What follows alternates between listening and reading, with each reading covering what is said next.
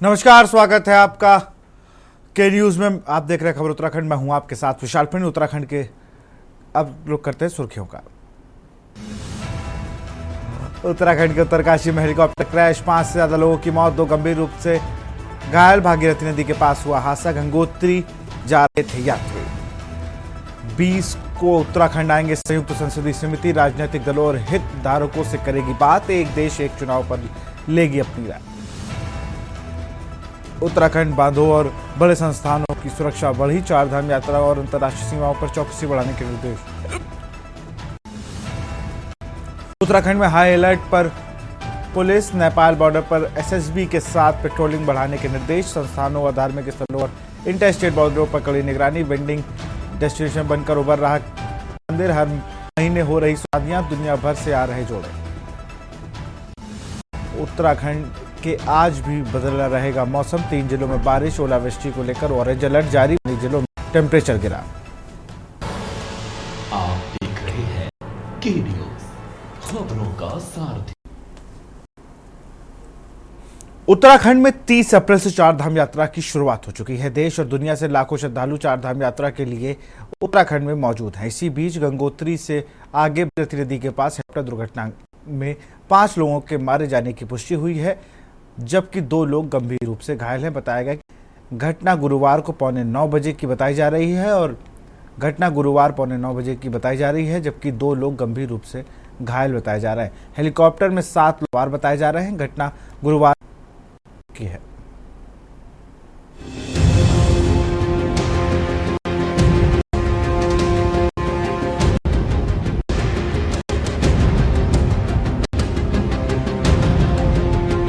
धाम यात्रा के बीच गुरुवार को उत्तरकाशी जिले में हेलीकॉप्टर क्रैश हो गया। इस हादसे में 5 लोगों की खबर आ रही है। बताया जा रहा है कि 7 सीटर हेलीकॉप्टर गंगोत्री के पास दुर्घटनाग्रस्त है। पुलिस प्रशासन साथ ही प्रबंधन की टीम मौके पर पहुंची है। टीम रेस्क्यू मिशन चला रही है। मौके पर पुलिस, आर्मी फोर्स, आपदा प्रबंधन की टीम 108 एम्बुलेंस वाहन पहुंच चुके हैं। तहसीलदार भटवाड़ी, बीओ भटवाड़ी और राजस्व टीम भी घटनास्थल के लिए रवाना की गई है। पानी से आए नाग मंदिर के नीचे भागीरथी के पास हेलीकॉप्टर दुर्घटनाग्रस्त हुआ है। Helicopter private company arrow train का था, जिसमें 7 लोग सवार। हादसे में 2 यात्री घायल हो गए। गौरतलब है कि उत्तराखंड में कुछ दिनों से मौसम खराब चल रहा है। मौसम विभाग ने कई जिलों में आंधी पानी का अलर्ट जारी किया है। 4 धाम यात्रा मार्गों पर कई जगह बौछार पड़ रही है। कहीं कहीं गर्जन के साथ ओले भी गिरे हैं। हेलीकॉप्टर में सवार लोगों की पहचान हो गई है। इनमें पायलट और 6 यात्री शामिल हैं। पायलट का नाम कैप्टन रॉबिन सिंह है। 6 यात्रियों में 2 महिलाएं हैं। उत्तरकाशी जिला मुख्यालय से गंगनानी, जहां पर यह हादसा हुआ है, वहां की दूरी 50 किलोमीटर है। पहाड़ी और दुर्गम स्थान के कारण रेस्क्यू को ऐसे स्थानों तक पहुंचने में समय लग जाता है। हेलीकॉप्टर गंगनानी के पास जंगल में क्रैश हुआ है। उत्तरकाशी जिला प्रशासन ने पुष्टि की है कि गंगनानी के पास जंगल में एक हेलीकॉप्टर क्रैश हुआ है।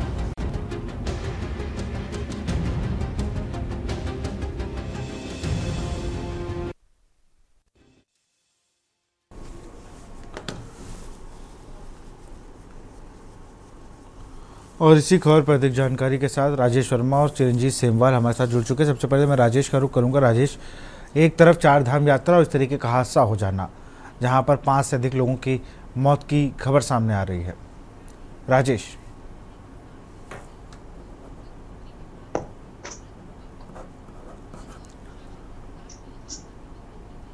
जी, आप हमें सुन पा रहे हैं? बिल्कुल विशाल, देखिए ये बड़ी घटना जो है इस समय हुई है उत्तरकाशी जिले में। और उत्तरकाशी जिले में बिल्कुल हेलो, आपकी आवाज़ हम तक सही से नहीं आ पाई राजेश। हम फिर से आपसे जुड़ने की कोशिश करेंगे। चिरंजीत सेमवाल हमारे साथ जुड़े। चिरंजीत, अगर बात की जाए तो अभी जब थोड़ी देर पहले आप हमसे जुड़े थे तब कई लोगों का रेस्क्यू की बात आ रही थी, लेकिन अब 5 से ज़्यादा लोगों की मृत्यु की बात सामने आ रही है। चिरंजीत, ये निश्चित तौर पे ये जो घटना है, आज सहस्त्रधारा जो हेलीपैड है देहरादून का, वहां से 7:30 बजे हेलीकॉप्टर ने जो है उड़ान भरी थी खरसाली के लिए। यमुनोत्री धाम का जो खरसाली है, खरसाली के लिए उड़ान भरी थी। वहां से ये हेली जो है गंगोत्री जा रहा था, गंगोत्री धाम। लेकिन गंगोत्री धाम जाने से पहले कम से कम 40 किलोमीटर पहले गंगनानी के पास अपना संतुलन खो बैठा और जिससे भागीरथी के तट पर जो है गिर गया था। और बताया जा रहा है कि जिसमें जब दुर्घटना हुई है उसमें जो सवार थे टोटल वो सात लोग थे। अब तक जो वो है 6 लोगों की जो है अभी तक मौत हो चुकी है और सभी जितने भी वहाँ जो दुर्घटना में जो मारे गए लोग हैं उनको जो हमारी एसडीआरएफ की टीम है, जिला आपदा प्रबंधन, पुलिस, जितने भी टीम है उन्होंने उनको रेस्क्यू कर लिया गया है। बताया जा रहा है कि एक आदमी जो है जो पुरुष बताया जा रहा है वो अभी गंभीर रूप से घायल है। उसके लिए एयर एम्बुलेंस भी जो है अभी मंगाया गया है। जो भटवाड़ी के पास जो निकट जो हवाई पट्टी है वहाँ हेलीपैड है, वहाँ नटीन के पास में है। नटीन से उनको रेस्क्यू कर देहरादून के लिए जो है रवानगी की जाएगी। और जो 6 लोग जो डेड हो चुके हैं जिनकी दर्दनाक मौत हुई है वो सभी रेस्क्यू कार्य अभी जो है जारी है, क्योंकि गहरी खाई थी, खाई से तो अभी निकाल दिया है लेकिन सड़क मार्ग तक पहुंचाने में अभी वक्त लग रहा है। यहाँ अभी मौसम भी खराब चल रहा है। बताया जा रहा है कि इनमें जो मृतक हुए हैं इनमें 5 महिलाएं हैं और 6ठा जो मृतक है वो पायलट बताया जा रहा है। 5 इसमें महिलाएं थी कुल जो सवार थे और 2 इसमें पुरुष थे पायलट सहित। 5 महिलाओं की मौके पे ही मौत बताई जा रही है, जबकि जो 6ठा जो मौत बताई जा रही है वो पायलट की है। ये मुंबई के महाराष्ट्र के बताए जा रहे हैं, जबकि जो अन्य पुरुष है वो रोबिन सिंह है जो वहाँ का नई दिल्ली का है। और दूसरे ये मध्य प्रदेश का भी एक बिल्कुल बताया जा चरणजीत, रहा है। आप इस खबर पर लगातार नजर बनाए रहिए, आपसे भी और भी जानकारी लेंगे, लेकिन फिलहाल सीधे आपको ले चलते हैं लखनऊ, जहां पर सीएम योगी आदित्यनाथ चयनित शिक्षकों को नियुक्ति पत्र दे रहे हैं। 9 चयनित अभ्यर्थियों के सभी अभिभावकगण और सभी अभ्यर्थीगण और उपस्थित बहनों और भाइयों, आज उत्तर प्रदेश माध्यमिक शिक्षा से जुड़े हुए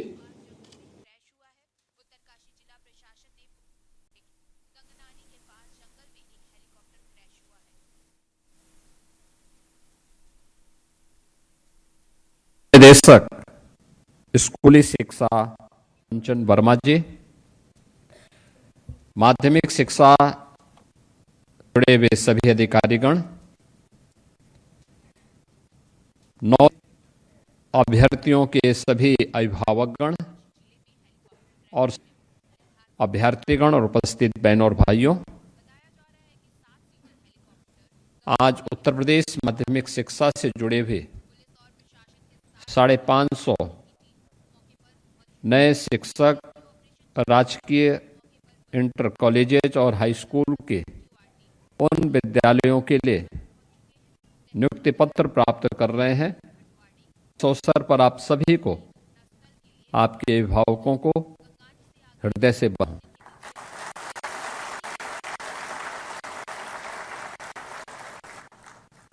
उत्तर प्रदेश माध्यमिक शिक्षा बनने के लिए आप सभी का अभिनंदन भी करता हूं।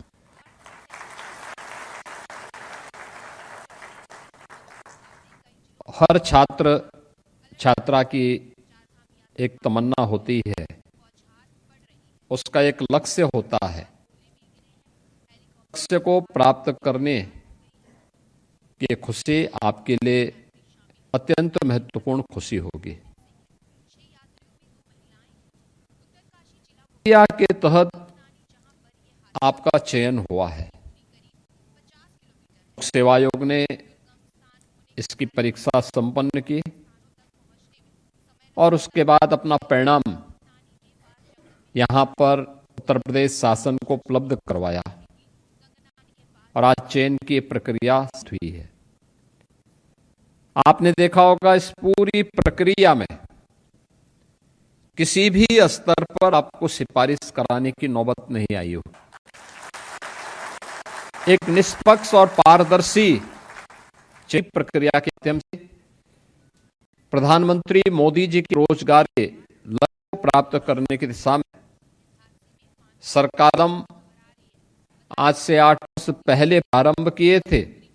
आज 8 लाख से अधिक नौजवानों को प्रदेश से सरकारी दे करके हमने उसे हटाने का काम किया है। माध्यमिक शिक्षा में, अकेले माध्यमिक शिक्षा में संख्या 40,000 तक पहुंची है, जिसमें एक बड़ी संख्या लगभग 32,000 संख्या तो शासन की सहायता प्राप्त उन विद्यालय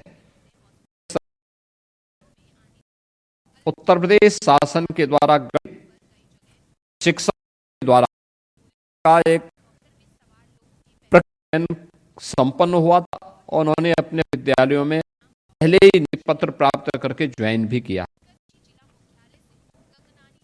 पिछले कुछ समय में हम लोगों ने 8,000 से अधिक ऐसे शिक्षक माध्यमिक शिक्षा से जुड़े गवर्नमेंट इंटर कॉलेज से भी चयनित किए हैं।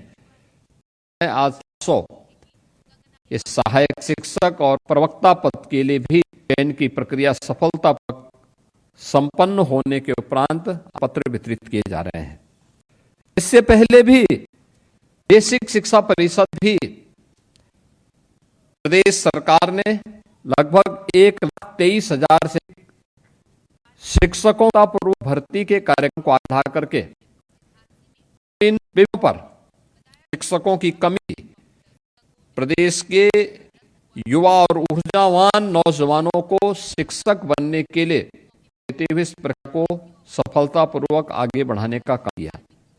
आपने कहा होगा चयन की पूरी प्रक्रिया में उसकी निष्पक्षता में पारदर्शी प्रकार का और चयन की सी प्रक्रिया है, सबको आज यह नियुक्ति पत्र देते हुए हमें अनुभूति हो रही है। लेकिन जिस पक्ष और पारदर्शी प्रक्रिया के तहत आपका चयन हुआ है, उसी प्रकार की चयन की प्रक्रिया का हिस्सा बनने की शासन भी आपसे अपेक्षा कर रहा है कि ऐसे ही माध्यमिक शिक्षा के स्तर को ऊंचे के लिए उसके उन्नयन में आपका भी इसी प्रकार का योगदान उत्तर प्रदेश स्कूली शिक्षा ध्यान एक अपेक्षा रखता है। हम लोग अक्सर इस बात को देखते हैं कि जब भी नौकरी नहीं पाता है तब तक वह तमाम प्रकार के उदाहरण देता है, उलाहना देता है, लेकिन जैसे सरकारी नौकरी प्राप्त करता है वह फिर कार्य से विरत होने का प्रयास करता है, अपने कर्तव्यों से होने का कार्य करता है।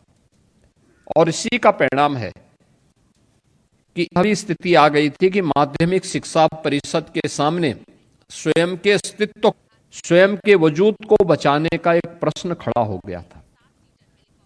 उत्तर प्रदेश 2017 के पहले उत्तर प्रदेश माध्यमिक शिक्षा के लिए बदनाम हो चुकी थी।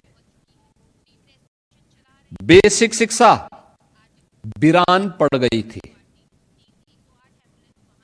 ऐसे लगते स्कूल अब बंद होंगे, तब बंद होंगे। अब और तब की जो समस्या आज मुझे है कि उत्तर प्रदेश स्कूली शिक्षा में हम परिवर्तन हुए, आचार को अपनाया गया है, तकनीक का अधिक से अधिक उपयोग किया गया है। सरकार ने जहां बेसिक शिक्षा परिषद में नवाचार ऑपरेशन का कल्प के माध्यम से शिक्षा परिषद के विद्यालयों में आमूलचूल परिवर्तन किया है। और मुझे देखता हुई नीति आयोग की बैठकों में हमें अक्सर जाना होता है, और नीति आयोग की बैठक में जब नवाचार हुई तो उत्तर प्रदेश की बेसिक शिक्षा के ऑपरेशन कायाकल्प को भी इस नवाचार की श्रेणी में लिया गया।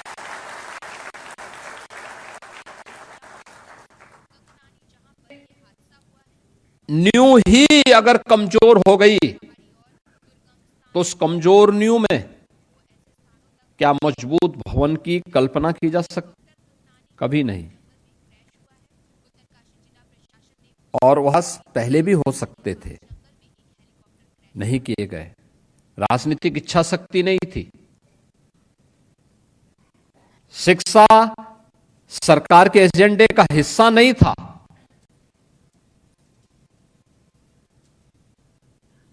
प्रदेश और देश के बचपन खिलवाड़ करना कुछ लोगों के जीवन का एक जुनून बन चुका था। परिणाम हम सबके सामने थे कि पहचान के उत्तर प्रदेश के युवाओं को गुजरना पड़ा था। आज पहचान उत्तर प्रदेश वासियों के सामने नहीं है।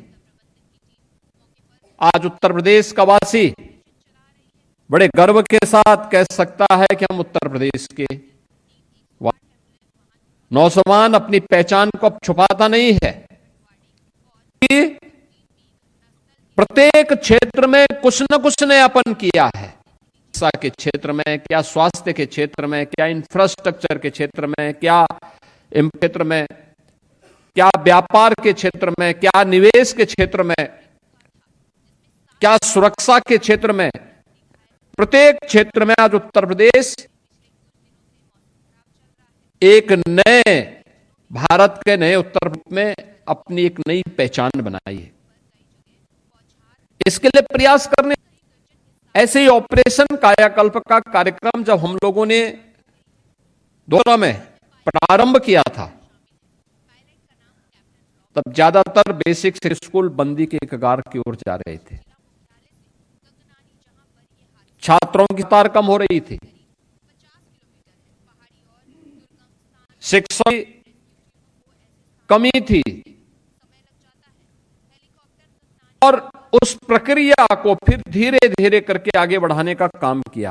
और आज हम है कि अनेक नवाचार का एक केंद्र बेसिक शिक्षा बना है और उसके बेहतर परिणाम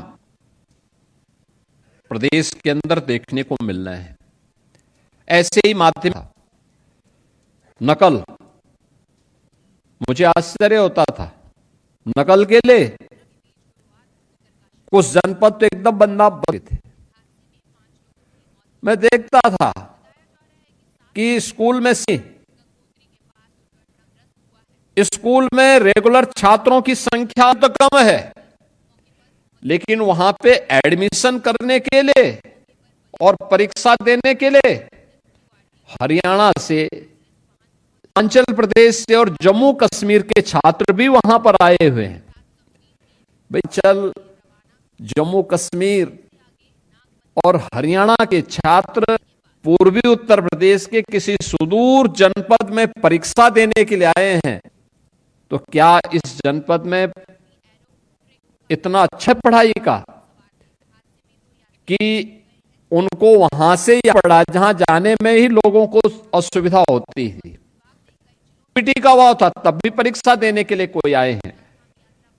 और जब हम इसका जांच पड़ताल की तो पता लगा साहब ये तो प्रॉक्सी परीक्षार्थी भी है, यानी उसके नाम पे व्यक्ति ही वहां पे परीक्षा दे रहा है, वह एक्चुअल में है नहीं। क्या पद्धति बोर्ड की परीक्षाओं को पूरी तरह जब रोका गया, पहले साल मीडिया ने काफी उसको हाईलाइट किया था, उस इतने लाख लोगों ने परीक्षाएं छोड़ी। हमने कहा इतने लाख वे लोग हैं परीक्षा देने के लिए आते नहीं थे, उनकी जगह ठेका पद्धति से परीक्षा संपन्न होती थी।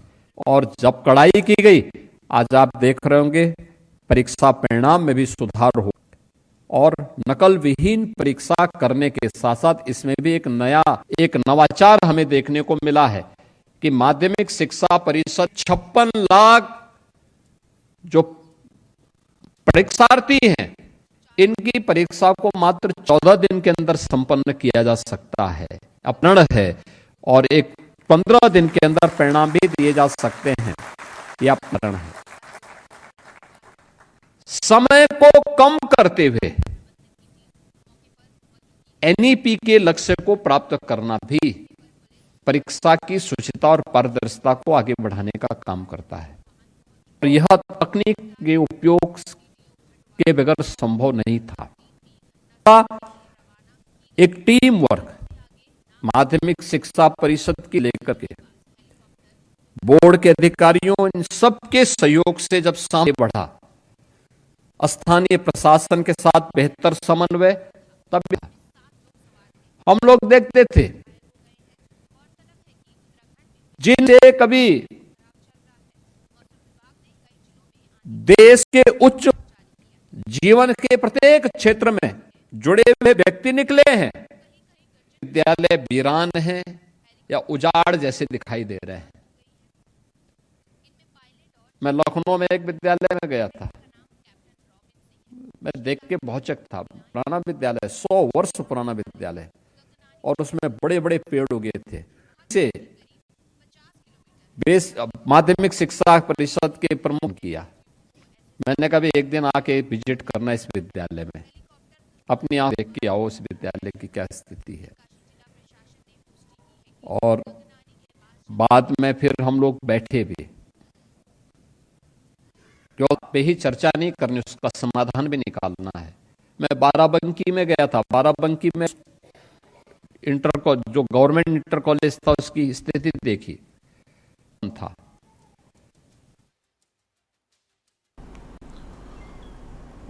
खबर आपको देहरादून से तारा। सीएम धामी ने कड़ी सुरक्षा के दिए निर्देश। चार धाम यात्रा बांधो ऊर्जा संयंत्रों की सुरक्षा के दिए निर्देश। राष्ट्रीय प्रतिष्ठानों की सुरक्षा के निर्देश।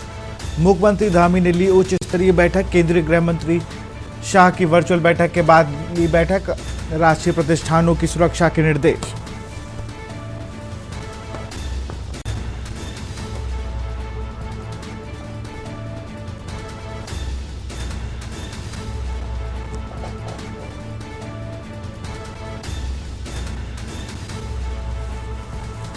और इसी खबर पर जानकारी के साथ हमारे संवाददाता शिव नारायण जुड़े हुए हैं देहरादून से। अगर शिव बात की जाए तो कल गृह मंत्री से बैठक होने के बाद जिस तरीके से हाई अलर्ट पर आया उत्तराखंड और अंतर्राष्ट्रीय सीमाओं पर भी जो क्षेत्र हैं उनकी सुरक्षा के इंतजाम को और कड़ा करने के आदेश दिए गए।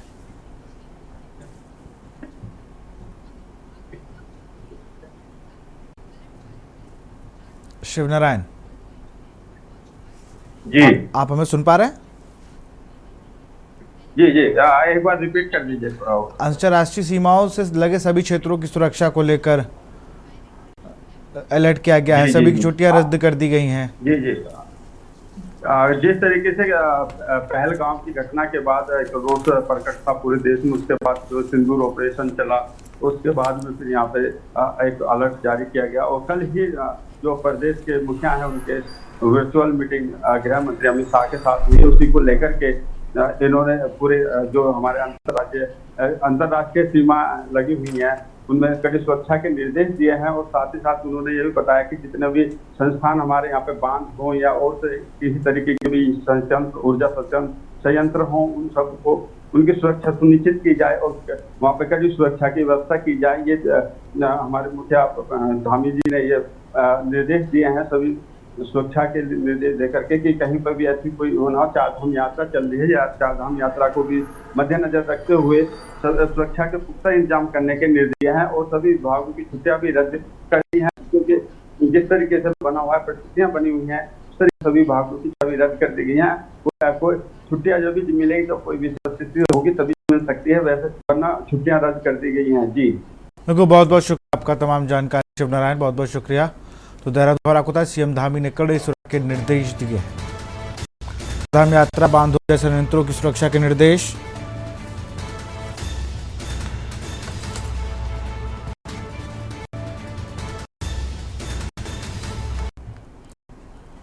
और उत्तराखंड में इतना ही। देखते रहिए न्यूज़ इंडिया। नमस्कार।